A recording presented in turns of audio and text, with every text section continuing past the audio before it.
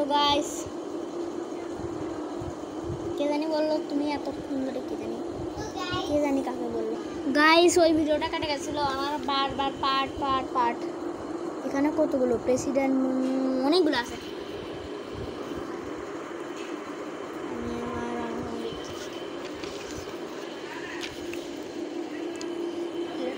এই যে এরা আপনারা পড়তে পারবেন আমি এখানে ইনফরমেশন দিচ্ছি সবাইকে যাতে সবাই একটু ইনফরমেশন পেয়ে যায় এখানে পজ দিয়ে পড়েন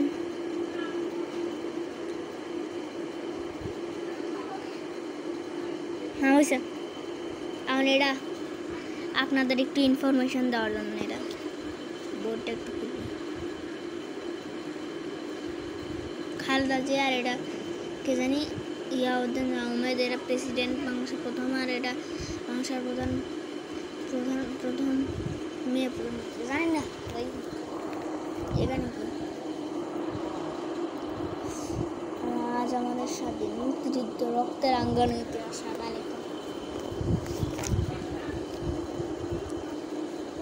আমার বয়স শুধু এত কম জোরে লেখা ছিল এখানে তো আরো বেশি নাম লেখা আছে দেখেন এই যে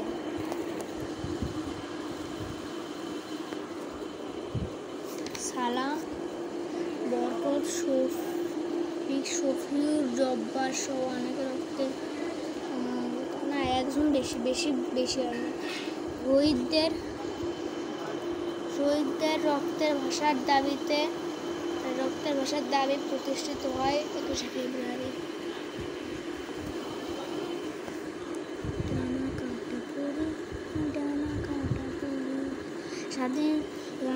স্বাধীনতা আন্দোলনের তারপরে দাঁড়ি 1969 সালে গণ অভ্যুত্থান জানি না বিশ্ব শিশু দিবস আচ্ছা এখানে কয়েকটা ইম্পর্টেন্টগুলো প্রশ্ন উত্তর বাংলাদেশের শতকরা কতজন লোক কৃষি কাজ করে শতকরা প্রায় 55 জন মানুষের রাষ্ট্রভাষার নাম কি বাংলা মানুষের প্রাচীন নাম কি জাহাঙ্গীরনগর মানুষের মুদ্রার নাম কি ঢাকা সস্তায় রাজধানীর নাম কি ছিল মুজিবনগর কীভাবে স্বাধীন হয় রক্তক্ষয়ী মুক্তিযুদ্ধের মাধ্যমে প্রধান নদী কি পদ্মা মেঘনা যমুনা ব্রহ্মপুত্র কর্ণফুলী ইত্যাদি মানুষের প্রধান রাষ্ট্রপতি কি বঙ্গবন্ধু শেখ মুজিবুর রহমান মানুষের প্রধানমন্ত্রী কি মুক্তিযুদ্ধের প্রধান সেনাপতি ছিলেন গাইস আপনারা পার্ট 1 না দেখলে প্লিজ পার্ট 1 দেখেন এখন তো আমার স্টোরেজ ধ্বংস হয়ে যাবে আর আমার তো চার্জও কমে যাবে রে আমার 7 জন বিশিষ্টের নাম দেখেন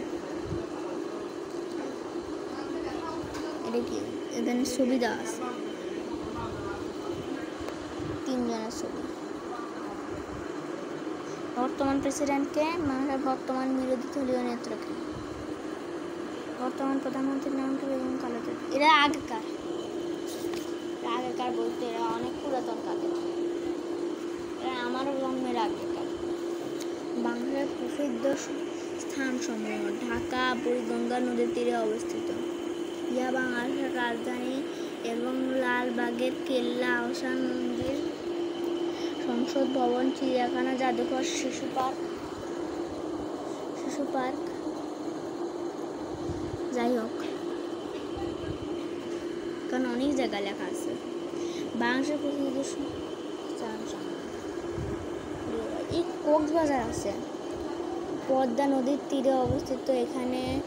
বিশ্ববিদ্যালয় জাদুঘর মেডিকেল কলেজ ইঞ্জিনিয়ারিং কলেজ চিনির কল আছে সমুদ্র তীরে একটা স্বাস্থ্যকর স্থান এটা কোনটা রাজশাহী সমুদ্র তীরে একটা স্বাস্থ্যকর স্থান এখানকার দৃশ্য অতি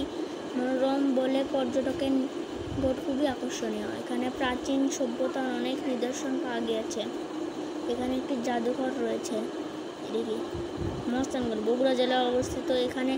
ঐতিহাসিক সভ্যতার নিদর্শন পাওয়া গিয়েছে কি দেখা যাচ্ছে না পাওয়া গিয়েছে এটি মৌর্য ও গুপ্ত বংশের প্রাদেশিক রাজধানী ছিল বাংলাদেশের সুলতানদের রাজধানী ছিল এটা। লোকশিল্প জাদুঘরের জন্য বিখ্যাত। দেখি বেতুগুনি। আমরা আর ভিডিও বানাবো না গাইস, এই ভিডিওর জন্য এইটুকু, আমাদের স্টোরেজ ধ্বংস হয়ে যাবে। তো গাইস এই ভিডিওর জন্য এইটুকুই, বাই বাই। প্লিজ যেন ভিডিও শেষ হওয়ার আগে একটা কথা বলে রাখি, ভিডিওটা প্লিজ লাইকটা দিয়েন, সাবস্ক্রাইব না করলেও প্লিজ শুধু লাইক দিয়েন। আর দেখেন ভিডিওটা পার্ট 1 থেকে দেখেন, না হয়তো কিছু বুঝতে পারবেন না। প্লিজ পার্ট 1 থেকে দেখেন, না এটা এমন জিনিস যেটা বোঝাই যাবে না অসম্ভব।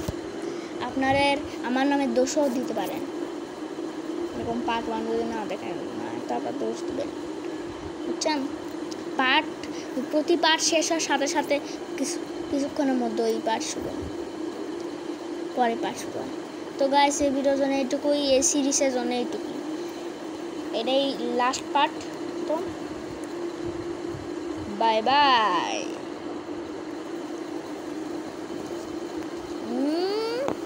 বিদায়।